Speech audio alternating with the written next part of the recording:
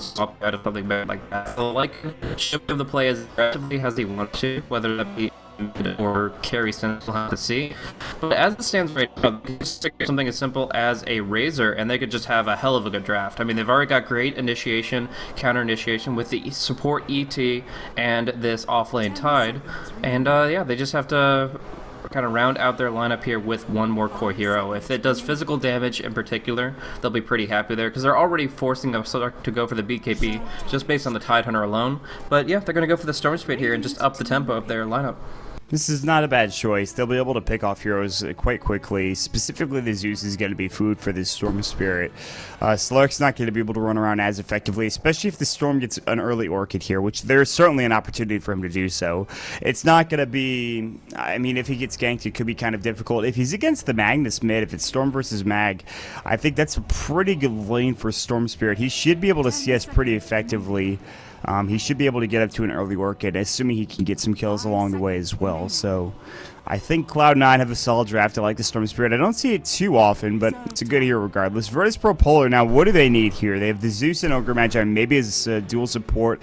You can always send Zeus in the offlane if you want. Mag's probably going to be mid. Slark's probably going to be your safe lane. So it's either an offlane or a support hero, I think, for this Virtus Pro Polar lineup.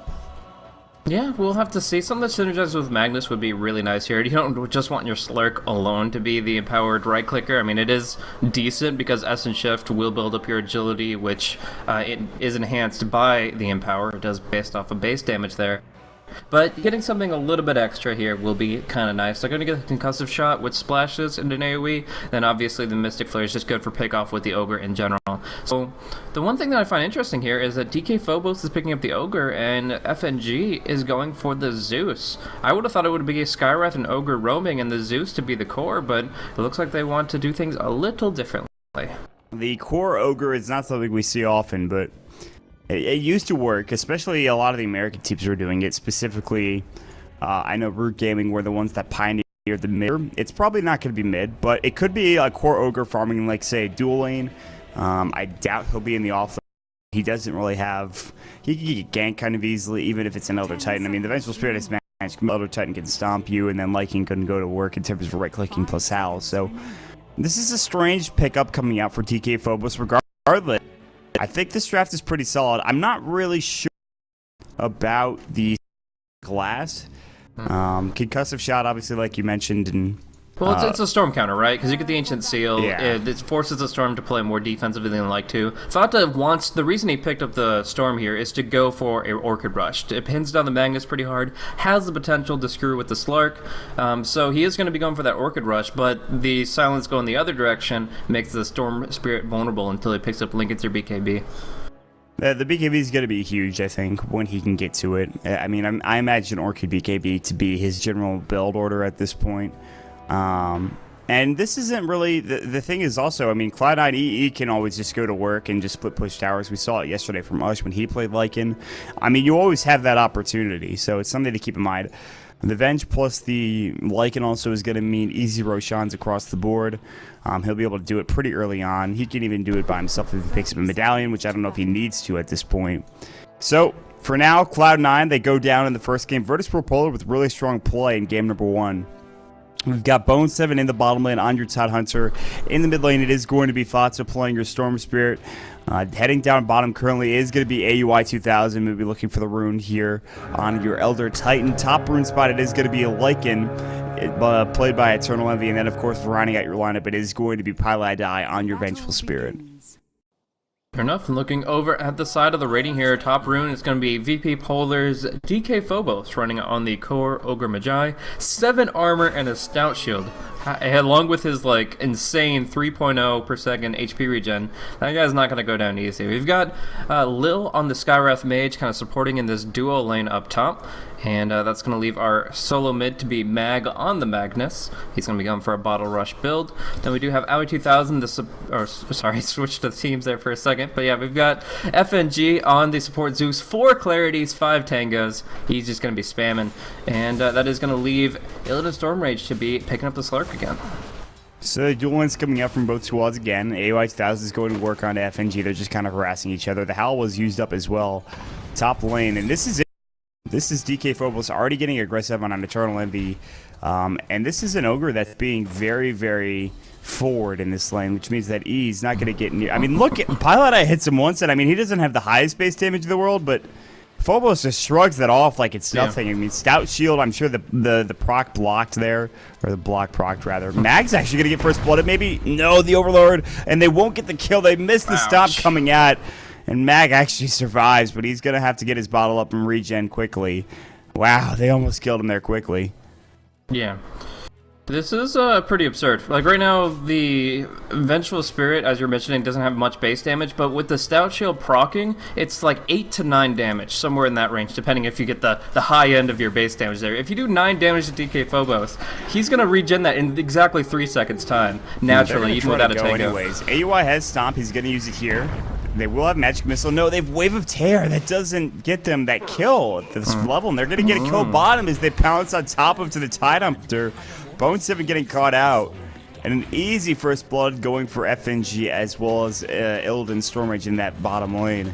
Yeah, he was just looking for like a chance to get over to the side shop here, but the Radiant Observer spots him out, so he's going to be pinned down by his Orb of Venom. You can't be under power in this case, even if the Zeus isn't contributing much. Yeah, he's going to get pounced again. He's going to take some hits here. He did start off with Stout Shield, so he's getting a good percentage chance to block a lot of these attacks, but either way, the Essence Shift steals some strength, and you actually see Illidan Stormrage putting 2 points in Essence Shift here, where before it was a 0-2-1 build, now it is a 0-1-2 build. He expects to get a lot of auto attacks off, and as he drains the HP from the hero, whether via strength or just via his actual right clicks, it's actually going to weigh on Bone 7 quite heavily.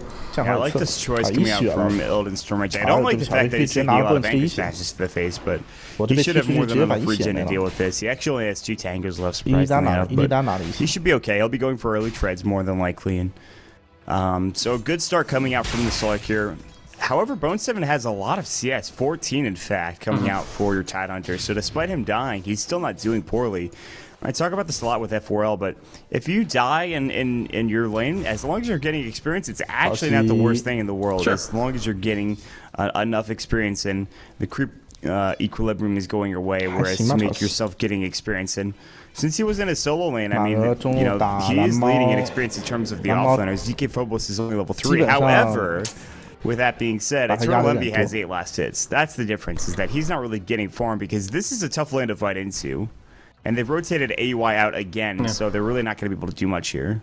It's also worth noting that because the first blood went to the Slark, he's actually very close to a Hand of Midas here. He's got the Gloves of Haste, so he's only like 1,000 gold away from the recipe itself, and he's going to farm that up pretty quickly here. One more stun or kill would especially be profitable there. Oh, nice last hits from FNG. 1 Arc Lightning, he gets like 3 neutral creeps there. Aoi trying to mess with them, but doesn't really get too much out of it, and it's going to be Illusion Rune to Fata at least. Though he won't be able to use his bottle effectively unless all these creeps are gone. That's a little annoying. We'll get all of those last hits though, so just make sure CS going the way of Fata. Bone 7 missing out on some experience as well, so kind of unfortunate, but they get like they're stacking for him. They got a double stack of Ancients already, so you know it's sharing his caring. Everybody's getting a little bit piece of the pie here. And as we talked about, Fata's auto progression is actually really important here. Getting the Orchid as well as the BKB Mag, getting caught by the Stomp, and he's gonna get stunned out. Yeah, Fata coming with the Electric Vortex. 他这波错了，他直接往这里点， Static Remnant, they get a kill. 直接往这里点，轻松走人。 That's the second time Mag has been harassed. The first time he gets killed down bottom, though, they are chasing after Bone 7. It looks like there's going to be the Dark Pack going in. 不过他不知道哪里有人，可以理解。但是这个时候你应该有点意识的呀，就感觉到人来了，你要干 maybe get the Anchor Smash off? Absolutely not. And it looks like Illidan Stormrage will get the kill yet again. And you talked about an early Midas. 其实有人这样意识到 It's 过， looking like 我 5 看比 minutes 赛 at this point. But the stomp's going to go. It is going to miss AUI. Not really been on point with these stomps, at least not today. He usually is. 就是确实有这么意识到的时候，就是我忘了是好像牧神吧，牧神中路对谁来着？ He's regen just enough HP, and he's gonna go right onto Ao, who has no mana at all. He's actually gonna get this kill, and that's a Midas right there. That is your full hand of Midas for Illidan. He actually buys the treads instead. Well, I mean, he's already almost level 7 now. He's got the advantage if he can just start diving, and the treads allows him to use his mana more efficiently. efficiently. He can in swap to use his pounce more frequently, and obviously he's got a little bit more HP to tower dive with. I think he just wants to go heavily aggressive with his treads pickup. Is Illidan going to take this game over again after that first game debacle from Cloud9? I mean, it certainly could. I mean, DK Phobos played a very good game as well in that last one, but it feels like Illidan is just going to work this game. 补刀吧，我说实话，蓝胖在刀塔1的补刀，大家都懂的。说不上最好的也差不多了。哎，你要。 But no follow-up, they move the whip tear, Stomp goes, but actually misses. Vats's 6 ball landings up to the high ground. Looks like a little shit fall here. Stomp does go in. 太浪了！哎，能把在哪？ Vatsa does get low. Here comes Mag coming in right now. RP's gonna go, but only on AUI. Zeus coming in as well. Big lightning bolt going in. The arc lightning is there. Vatsa is so low. 15 HP. He'll TP out. AUI will not be so lucky. Gets skewered into the damn wall, and they kill him. So 1-for-1 exchange, I believe in the end. 顶一下，这大这波逆天了。虽然说有可能打不到蓝猫，但至少能留2个吧。现在只留了1个，还是拿顶抢的人头。Yep. Tide actually, Bone 7, don't know if this 不 was 敢顶 intentional 上 or 什么 not, but 感 he 觉 actually just 有 skilled 大 up 呀， level 可 3 以 Anchor 顶一下 Smash 的。我说实 at 话， level 有大 6可以 in 顶 order 的， to do 有大 these 可以顶 ancients here, and then with the 顶 wave 上 of 去 terror, 打 he 不了被 will be 打 able 一 to 套， bring 但 them 是你 down. 这个 He 血量 better give 对 him 面 level 蓝猫 7 though. 没什么磨 Otherwise 了， it'll 关 be 键 a 是。 short time period where 大 he 牛 will, 这个时 should 候 have 没 had 什么 Ravage 技 and he 能，对 won't. 吧？ But it's taken him a while to bring 但 these 是 down. 锤子也用了， For 是不 it, 是？ and he's not buying arcane boots, so here we go. Mid lane, Mag gonna take some damage, but it's actually gonna be a turnaround on Lil here. And if the shockwave connects, Vatsa's gonna drop very low, barely outside the range of it, and he turns it right back onto the Skywrath Mage here. 这样队友蹲吗？哎呦，完了，这样把队友害死了。滚上来，再滚上来，再 A 一下一发 C， 发他。 One right click gets the kill. He's out of mana, no stick charges, shockwave, and Mag just chops him down with that Q button. But taking the ancients over, Illidan getting that kill and making sure that level 7 did not come out. He will take this one ancient. He'll regen up with Shadow Dance. That is a huge play coming out from your slug. Illidan is again taking this game over. 这个1换1便宜了马格，但是马格也是有那么一丢丢失误。就他第一时间如果不直接往回顶的话，直接选择冲上去干那个蓝猫，在那个众人沉默的情况下，顶波如果都用的话，说不定是能杀这蓝猫的。当然只是说不定，不过也可以。最终结果还是可以接受的。所以这波还行吧，上过客服8分钟，自己伤1000块钱。 马哥这边经济又稍微补起来，还是恢复过。但是，顶 he does have skewer, but he cannot get out. He skewers his dead body across the high ground. He pops up his ultimate. He spots out. Oh, takes so much damage. Look at the crits coming in. Eternal Envy blows up that poor Skywrath Mage. Wow. That damage. Oh, bottom lane though. Bone 7 having to pop Ravage just to try to avoid this. He will survive, but that's a huge cooldown just to live a little longer. And all the Sark has to do is hide in the trees for about 5 seconds to get half that HP back. And this is just a really bad start for Bone 7. I'm not sure even why he bought the Stout Shield to start himself off, because obviously he immediately went for Kraken Shell rank 3, and the Stout Shield is 100% obsolete at level 2 Kraken Shell. It does absolutely nothing but waste an inventory slot. Maybe you can turn into a Crimson Guard, but I don't think that's a very common pickup for the Tide. So yeah, in this case here, he's just going to go into the safest place he can, start farming up his own jungle as far away from enemy heroes as possible.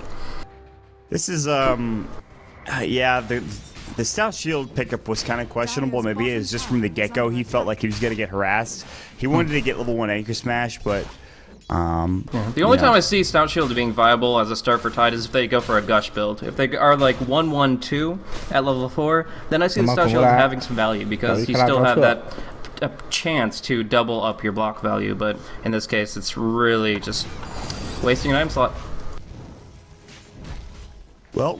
it's a bit unfortunate, but yeah, that Stout Shield doesn't really do much anymore. He's got to head to the jungle. He's got to farm up. He actually has a medallion. He knew he wasn't getting the most farm in the world, so he didn't go for the early Vlad. So he gets the medallion instead, and that allows him to be a bit more effective in ganks. He might go for the Vlads later. I imagine he will, but they also took down the tier 1 tower in that process. So.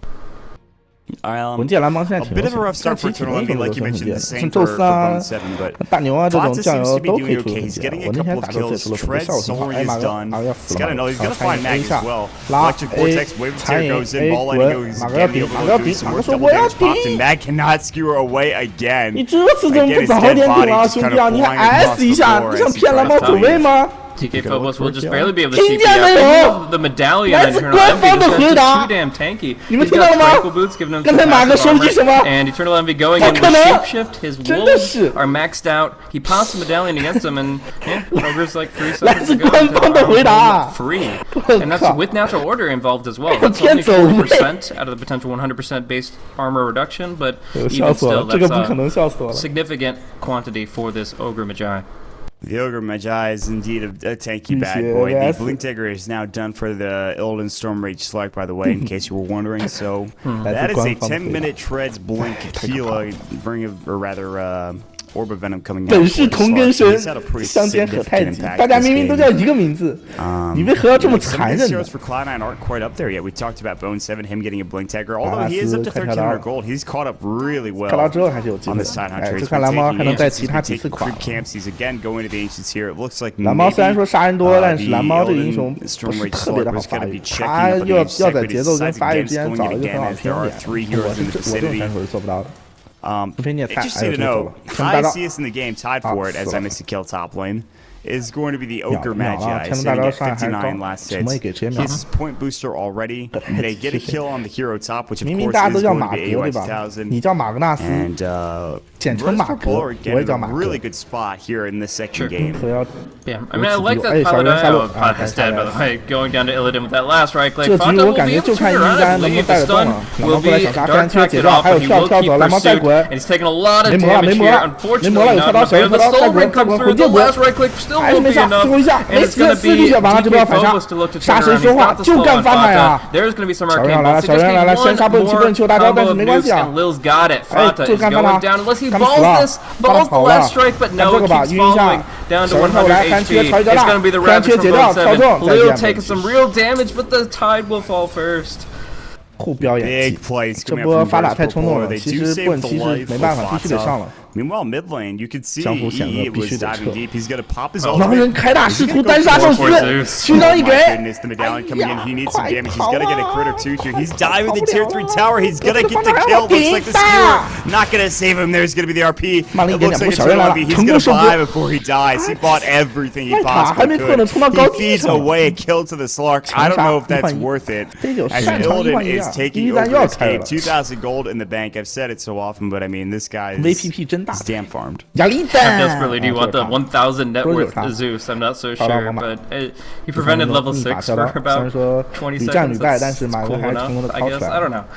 He was just in the position, he's like, oh, okay, just go for it. Have the opportunity to take it. And still force rotation back, which allows him to pick up the Zeus again. He did find his ultimate though, will pop it off. Vata not going to be able to take it in time with a nice rotation from Lil. 感觉这 Illidan Stormrage is 8-1. He won't kill him. Got like at 14 into the game. Illidan is higher. I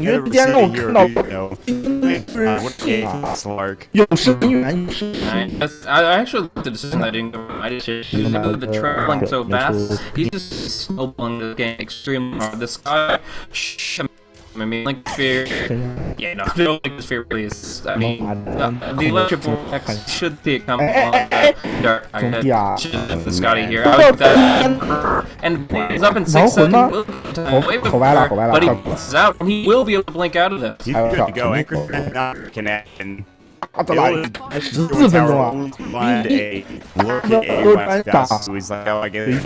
啊！ They swap. No, but it's an illusion. In every wrong, yes, they do for the Islander. But Mag already has this blink, and he's set for some time. So see, it is not level. It is level 2 RP. The damage 1.5 duration. RP. The damage 1.5 duration. Gonna get discussed here in a couple of moments. Mag is ready to go to work. Golden Stormrage as well. He has his ult. I just say second ult gets that Scotty. If Phobos out. Almost another component of the second sector. If he gets that, it's so. I don't know this.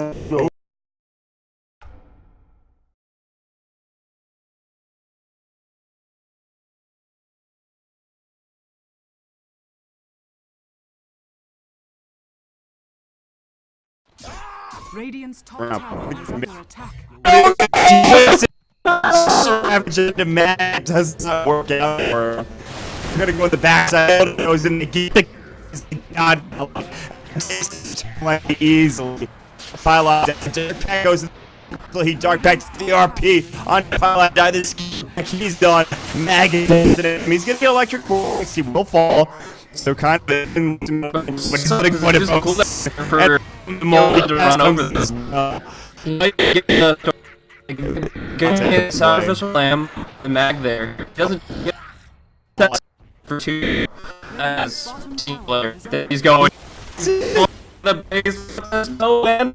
Last cycle cut through Slark on a godlike freak. 12-2 here at the 16-minute mark. Just absolutely absurd. At the 15-minute mark, he was already like 4th place in world records for Slark kills in 15 minutes. But now he has just been able to enhance that even further. He's gonna have his Scotty in like a minute. Yeah, that's actually ridiculous. He has already the 1 ultimate orb. He has 12 kills, like you mentioned. He has a GPM of about 590. He's having a great game. And Smoke Roche. C9R. Yeah, this is a desperation play.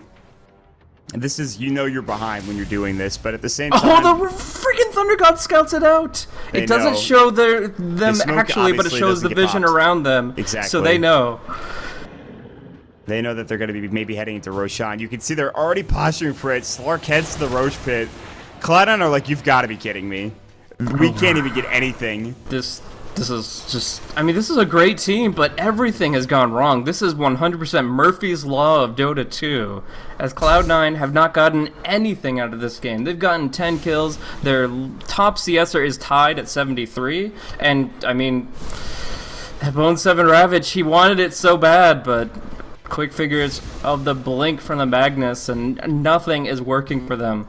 And I don't really like it, that's going to continue to be the case. Like you said, the multicast ×2 is about to be coming out as DK Phobos looks for that Aghanim Scepter very short. Actually, he went for the Blink Dagger instead of finishing up the Aghanim Scepter.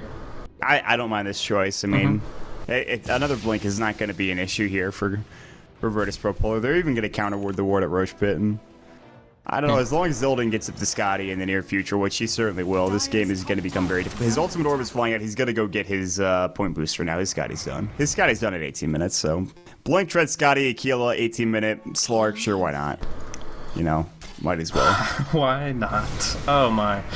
Man, this has just been absolutely incredible play from Illidan. Obviously, the Bone 7 gave up a little bit too much down there in the off lane compared to what you would expect, but it's still really Illidan making the most of everything. He's being aggressive when he needs to. Like, there's a lot of Slark players that wouldn't be dueling a Tide, tanking 3 or 4 anchor smashes down to about 20% health, but Illidan really knows his limits on this hero. He hit level 6 at the exact time that he needed his entire health bar back, and he's just kept up the momentum from here.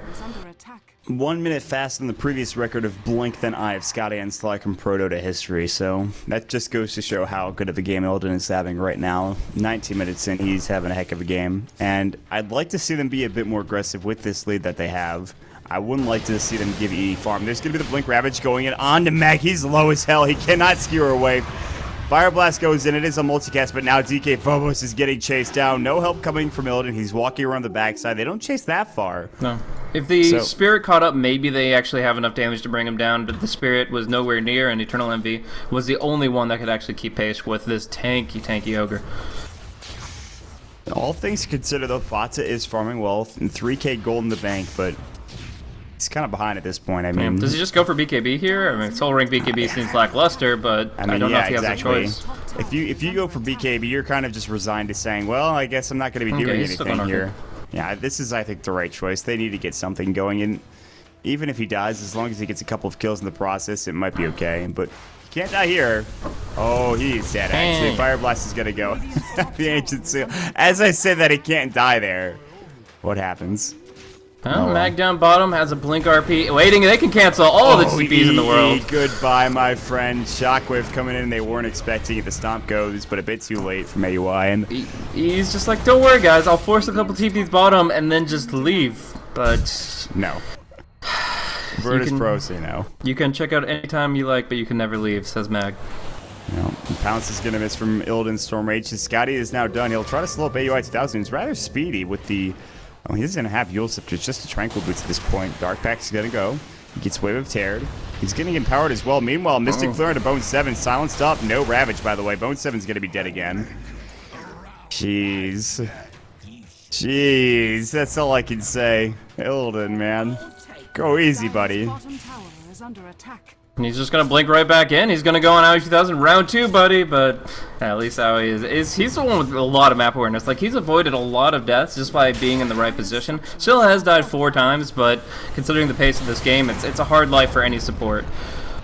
Now, Illidan's Dark Packs have been on point, man. Like, almost every single one of them. Stun, Magic Missile, nope. You know, let's say, obviously, like a Stomp, nope. Ravage even. Not that he's gotten hit by a Ravage this game, but I don't think it'll matter even if he does. Yeah. Electric Vortex, he's been on a tear.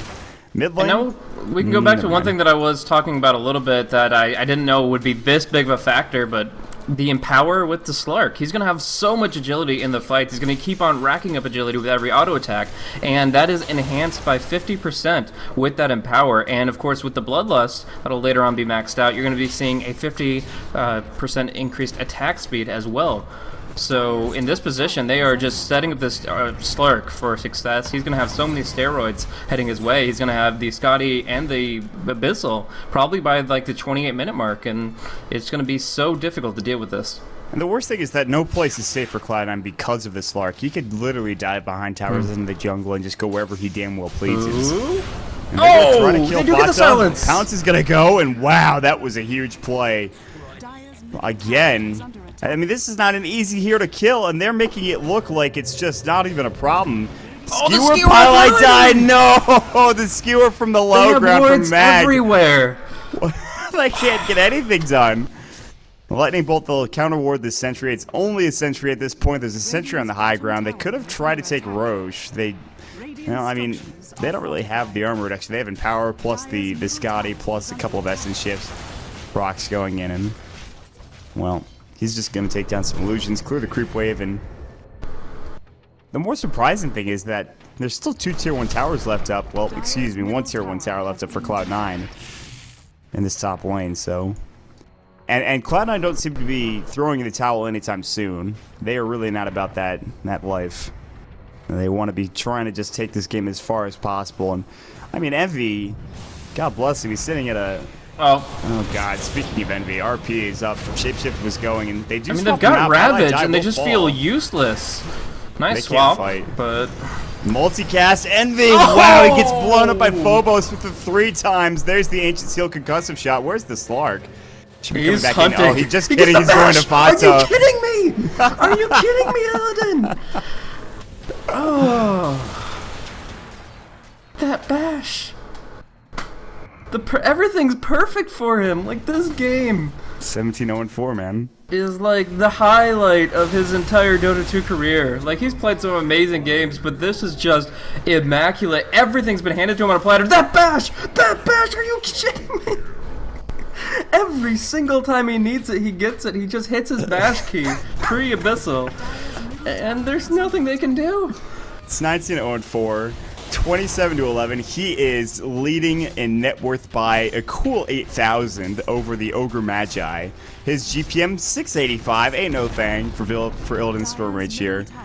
He's got 3,000 gold in the bank. And you know, I was asked to comment on the Secret versus Virtus Pro Polar matchup that'll be happening later on in Dota Pit and compare Kuroki and Illidan Storm Rage as 2 carry players. And obviously, you know, I made the distinction in saying that Kuroki is one of the all-time best and that I felt Illidan had a ton of upside, and I couldn't wait to see what he could do with it. Well, he's doing some special stuff today. Although a lot of this has just been given to him. His team has created a lot of space, but Cloud9's had a rough game regardless. Illidan is putting in some work. That is an Aghanim Scepter for the Ogre Magi, plus a Blink Dagger at 25 minutes into the game. And I don't know what you do if you're Cloud9. You are so far behind at this point. If we look at the net worth graph, 14,000 deficit against Virtus Pro Polar and a 20,000 experience lead. This is the second game that they are down by more than 20,000 in experience. It's getting rough. It's getting very rough. I want to know how much Illidan bribed Ice Frog for this game. Like, he's just had the most perfect performance. There's so much skill involved, but you have to chalk some of this up to just fortune. Like, it's not even luck. Like, the bashes are luck based, but everything else is just like, it's almost like he's map hacking. The way he's able to blink in so aggressively, knowing exactly what he needs to do. But Mag right on target after that Thunder God's Wrath. They will miss the Mystic Flare though. Eternal Envy is going to get caught out. The right click's coming through. The Ravage is expended, and now they're going to work. Can they get this kill on Illidan? The Earth Splitter, this could be huge. The Magic Missile. Everyone is falling low, but that's a huge pickup. He's down for 80 freaking seconds. Fata buys back. They want more. Phobos is going to fall as well. And Fata says, we're not dead yet. Cloud9, they get a double coming out from C9's Fata. That's one of the biggest things that possibly could have happened, although they will get the top tier 1 tower in the process. Man, Slark just paid for his buyback right there. The bounty for the Slark, the Storm Spirit buys back and still comes up 300 gold positive after that. Like, that's just so much gold going their way. 2350, even with 2 deaths and a buyback. Like, that is tremendous for them. They get 8,000 experience. The Storm doesn't get a big chunk of it, though, and they're going to have to make use of their Ravage once again. Find an opportunity to pick off this Slark while he's vulnerable, but that was with him not using the BKB. The 10-second charge is now here and available. Did he have that before, or did he just pull that out of stash just now? I'm not sure. I feel like he didn't have it, but... Yeah, I don't think he did, no. He has it now. That Roshan does fall quick. And Cloud9, with all of the woes and all of the troubles they've had this game, they're not out of the woods yet. They haven't lost a set of racks. There's still 2 towers left. They have a Lycan, so they have some late game potential. They have Ravage. If they can get to a refresher for the Tide Hunter, they could be in a good position. And more importantly than anything else, they have Elder Titan. They have level 4 Natural Order. So there is this possibility of a comeback. Is it likely? That's another question, and one that I can't answer. I mean, you're going up against an Ags Ogre Magi. You're going up against a Slark with so many slots. Mag is going BKB. He's already got a 4-staff. So really the only thing you can hope for is Virtus Pro Polar make another misengagement like that where Illidan kind of just runs into the entire enemy team and dies. But he's got a BKB now, so that's the thing. Yeah, there was a point in time where this chain of disables, all that was on him was an Orchid. Oh, nice attempt. If they had gotten both Fire Blast off, that would have been a dead storm too, but Zip Zaps right out and he'll be okay.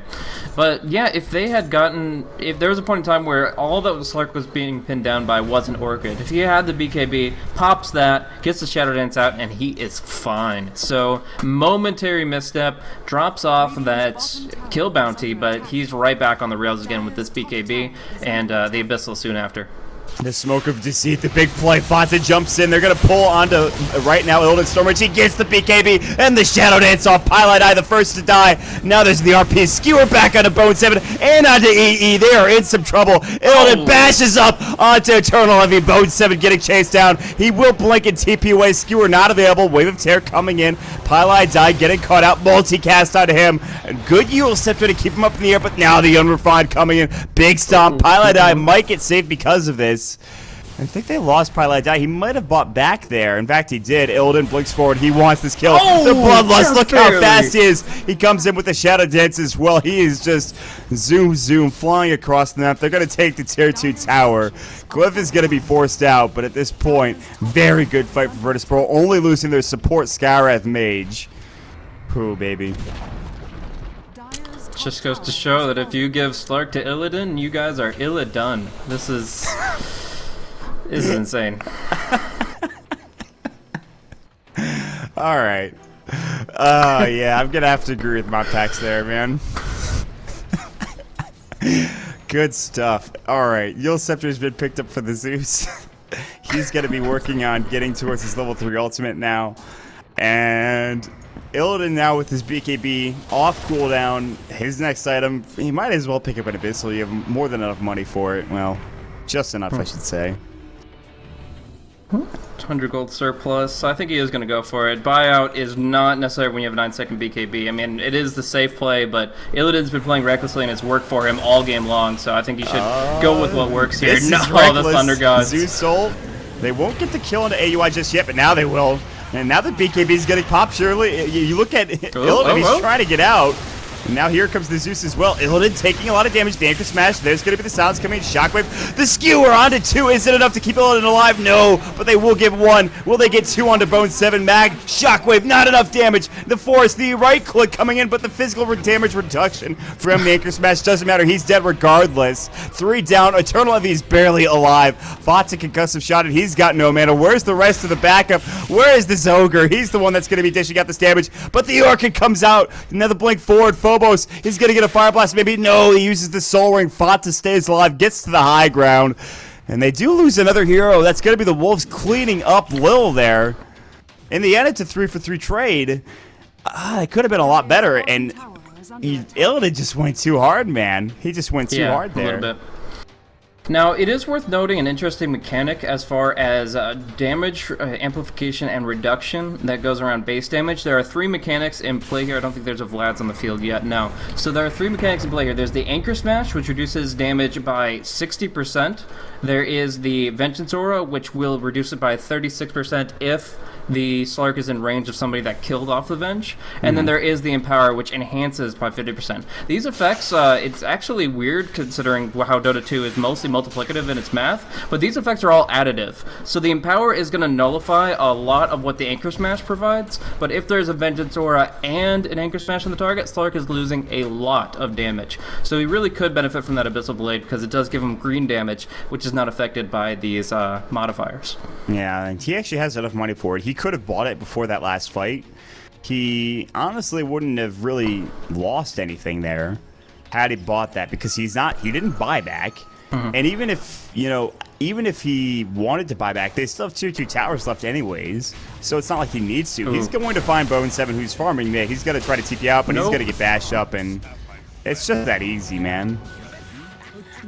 So Slark has slowed his roll a bit since the past couple of minutes, but Illidan Storm Rages, he's still raging, man. He's still trying to find kills. They're looking for a tier 2 tower. They're going to find a different type of a kill.